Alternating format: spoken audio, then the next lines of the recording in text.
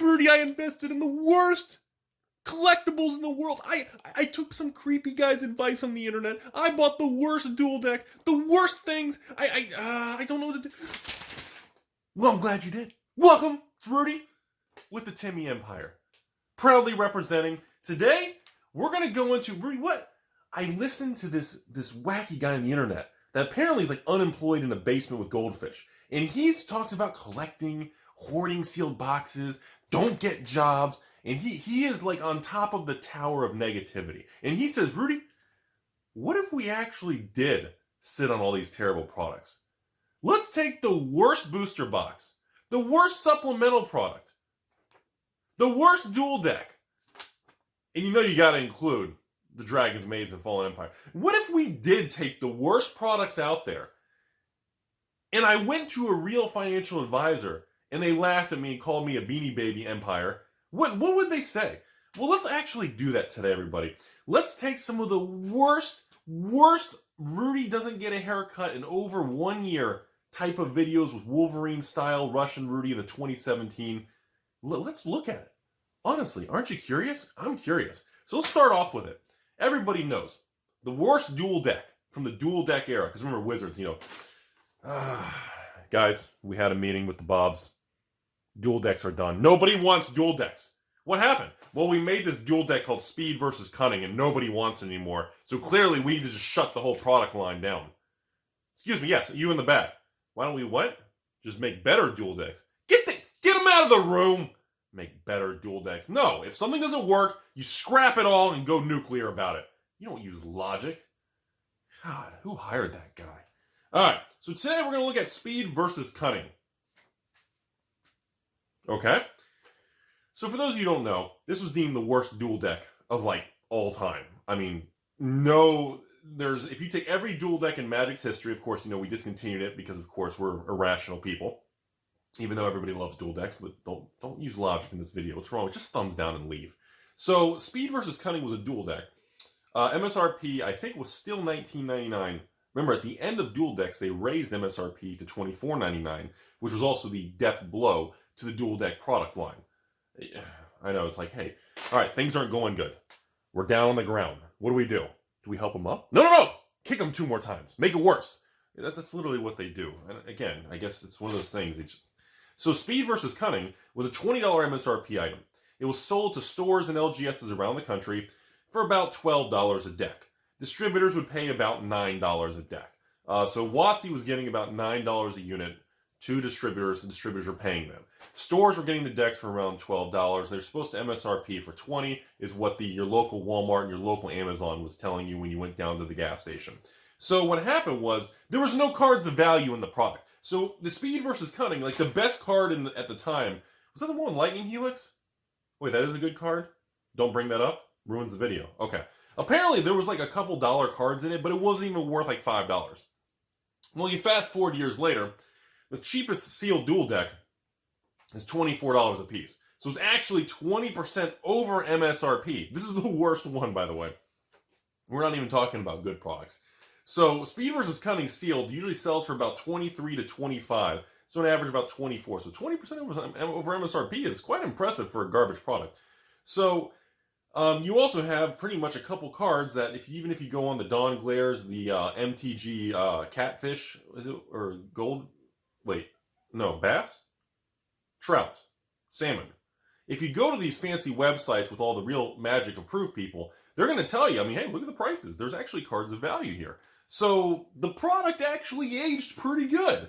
If you were a store or even an evil investor, collector, or one of the beautiful 3% ladies, if you bought this at the lows when these things were on fire sale everywhere on eBay, TCG Player for $12 to $14 because stores were just getting rid of these things, and you bought a case of 6 of these things and you paid $13 a piece, you pretty much almost doubled your money in the last couple years. So again, presenting probably over a 20% return on the worst rated, most negative Magic products. Because again, remember, we are talking about Mujik the Guthering. We all wear tinfoil hats, and this is the empire of negativity. So our goal is to make sure everything said on the internet is completely fake. So that's the dual deck. Let's go to the next one. Plane Chase Anthology. Anybody remember that video? Anybody remember that video? That was a good video. So PlayStation Anthology is a bit of a different story. This was a product that came out and wholesale to stores from distributors were $90 a piece on average. Some were like 88, some were 95. So let's just say 90 in the middle-ish. So this was off the backs of the dual deck anthology. I don't know if there was a Commander Anthology 1 yet. I don't remember the exact order. So everybody was excited about this product. I was excited. I made the cool Anthology Fort. Anybody remember that old video? Classic video, everybody. And unfortunately, it turns out they printed too many of them based on the limited demand because it was a niche product. So the product just completely didn't collapse in value, but became completely flat dead money. Did absolutely nothing. So even myself, when I bought a bunch of them for $90 a piece, you know, at the time, they were on eBay for maybe like $110, $115. Then they collapsed to $105, $100, $95, and they just sat at a low of about $80 to $90, which is exactly what wholesale price is. But and if you sell it online, of course, you're going to lose probably 15% of your money with shipping and fees. So that was another completely same thing with the dual deck Speed and Cunning. If you sold it at the release and the collapse, you would have lost about 10-15%. So with that being said, here we are a couple years later. The actual average sealed complete set of PlayStation Anthology sells on eBay for about 108 to about 115, so about 110. Again, not really a great return. Kind of pretty crappy. If you sold it for 110 online, you lose 15%. And if you paid 90 or something, you're probably, what, you're going to break even, plus or minus a couple dollars. It's really kind of 2 years of no returns, right? So that one did not rebound and have a great rebound story after the big divorce. So that individual is still sitting at home, very negative, you know, scrolling through the message boards, being the keyboard warrior. That's all I have to say with Planechase Anthology. You're going to start noticing a pattern here, everybody. Even the bad products in the world of Mujik the Guthering and in the empire of not getting haircuts and Wolverine style Rudy, there's not a lot of downside.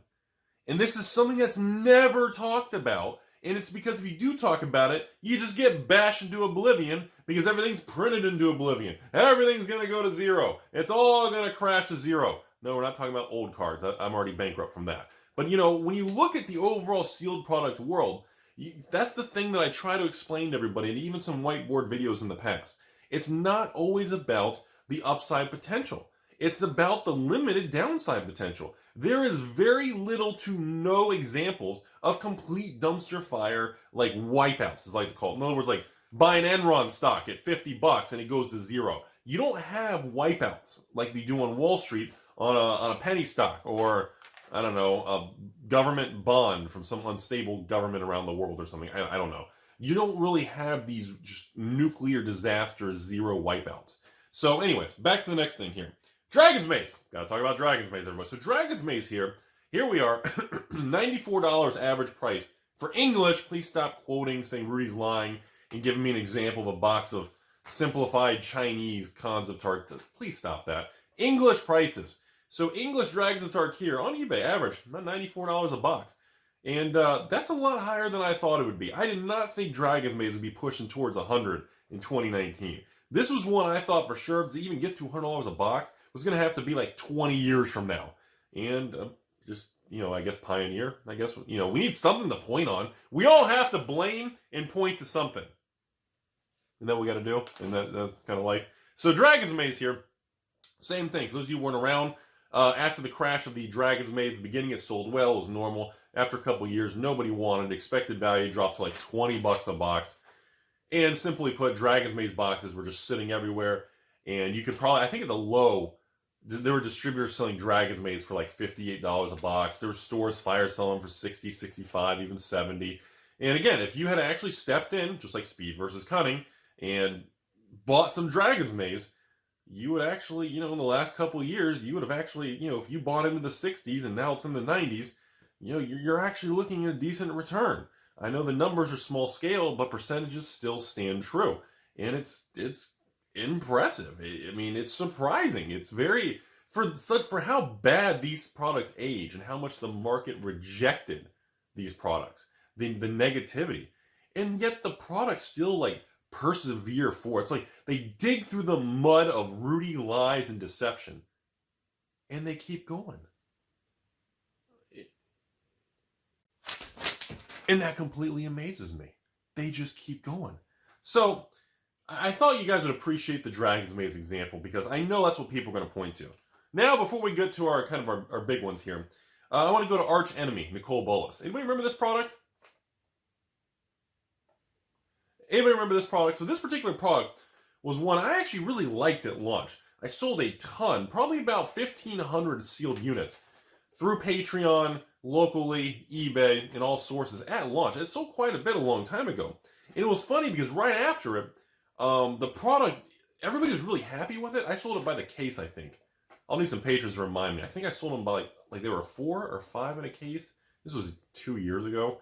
After the release, like I remember having some left over, this and that, and nobody wanted them. Like all of a sudden it became like this toxic asset of, that's a mortgage-backed security. That Rudy's pumping cons. Now Rudy's telling people to buy masks. Oh my God. It's like telling Rudy, yeah, everybody listen to, you see my point? It became this very market noise disorienting thing. And for some reason, the Archenemy things, I remember them bottoming and starting to drop to like, I remember seeing them at a low, like $25, $30 a box. And I'm pretty sure even when I sold mine to the patrons years ago, I think they were like $39.99 a piece. Weren't they like, or like it was like maybe $160 or $190 for a whole case of them. I can't remember. It was still cheap, it was under $200. But the point was, here we are a couple years later, in the cheapest sealed price on eBay of these Archenemy Nicole Bolas. They're $60 to $70 a piece. And like, this is never, like, I've never seen a single person bring this stuff up. And again, I don't know if it's because this is considered positivity and that's like, you know, the band hammer. But if you look at it, it's like $60, $70 a unit. And I'm like, I hope the hundreds and hundreds of people I sold them to, I hope you guys kept them sealed because you pretty much doubled your money. You made like, what, 30, 40% annual returns on these things? Just really crazy stuff. You don't, like we all forget about these supplemental products. They're such a weird, like niche item. You don't remember them. Like they just come and they go and you forget about it and you're like, wow, like I haven't checked this stuff in ages and it's incredible. So last but not least, I want to get to the final one here. You know I got to cover it right now. Fallen Empires. And by the way, everything on this list, I didn't include anything that was very new because I want enough time to go by.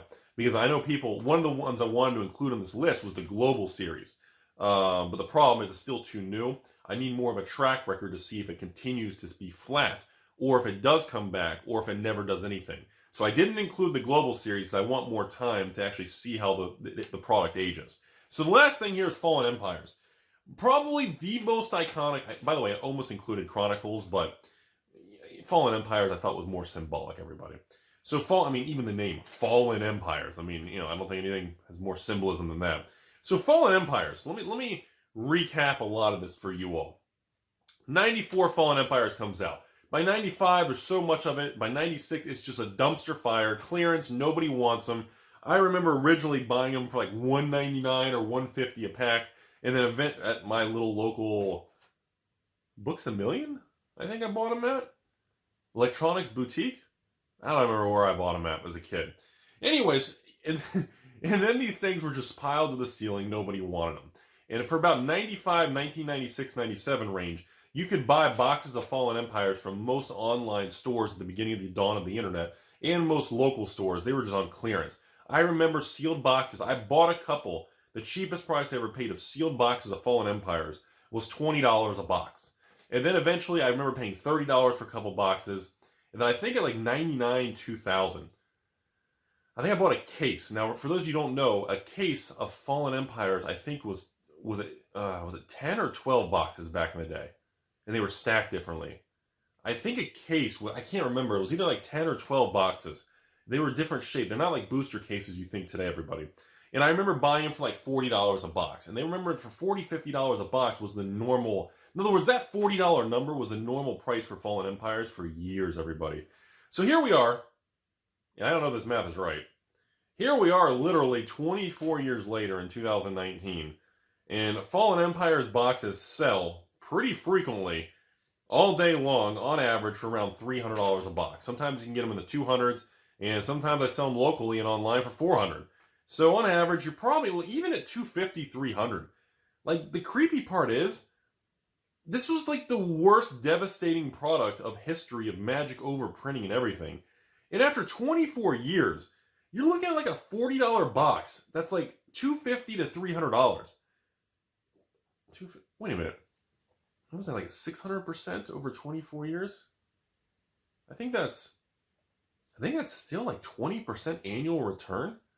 Somehow it's a really funky thing. Anyway, so you guys get the idea of what I'm talking about here, okay? So moving on from these examples, I really just wanted to share that it's 2019. Nothing is different. Please do not change your course or discount your passion, love, or hate for the game of Magic because of, influencers like me, YouTubers, internet, the high-profile scholars of the Twitter universe, of course, the PhD actual nuclear physicist over at the Tumblrs and the Tweeters, and just, there's not much different back then than there is now. Yes, Magic's bigger. Yes, the print runs are bigger. But seeing people talk about, Rudy's full of crap, he's pumping out the new stuff, and, don't buy the new stuff. The print run, there's 1 million boxes of War of the Spark.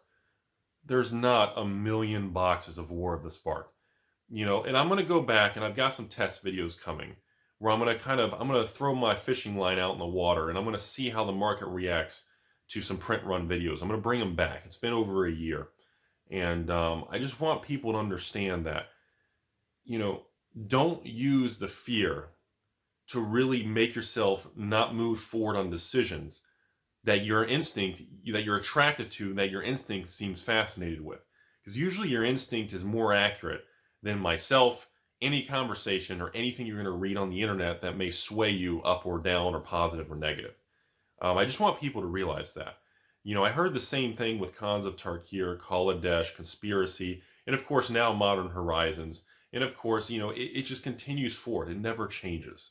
And I want people to understand that even with the higher print runs, everything remains relative to the size of the game. Back then, there were smaller print runs because the game was smaller. Now there's more people that want and demand the product, so the print runs are larger. But the proportion, the overall relationship, the whole theory of relativity, fancy big words, and I'm educated thing, all that stuff is really still in place and nothing has deviated very much. I want people to fully be aware. It's important to make your own decisions, think for yourself, and I like to make these very creative videos sometimes, just kind of refreshing everyone's memory on products that are actually failure products. Everything I just told you guys about ended up being labeled as failures of products. And quite frankly, looking at the failures of Magic in the numbers, it still doesn't seem that bad. No, if you bought 1 box of Fallen Empires and you sold it today and you made $150 after shipping and fees, well, you're right. You didn't become a millionaire. Not much changed for you. But you cannot discount the fact that the numbers are the numbers. And then, of course, you have the other people who start acknowledging that, well, that is true percentage-wise and the downside versus the upside. But then they throw the liquidity card. Well, I can't click a button on my Robinhood app and go full Wall Street bets in 3 seconds. The Magic liquidity is not as bad as people think. When people complain about an item, a single card, a standard card, a legacy, a modern staple, or a vintage or Arabian, well, no, Arabian Nights, that does hold true. Nobody wants that. I've been actually using them for firewood for the winter. When you look at everything as a whole, every Magic product will sell. And I call a decent time within 7 days, or I call a fast sale within 7 days. And I call a long-term sale on eBay 30 days. Every product will sell if priced at the correct moment, or not moment, at the correct price level. If a box isn't selling at $500, I bet if you put it at $399 or $400, I bet it does sell pretty quickly, because there's always someone like me who's a sucker for a deal. So I hope you guys learned something today. And always remember, think for yourself, make your own decision, and be very careful about the market noise, because it will bamboozle you. And nobody likes to be bamboozled, except Arabian Nights.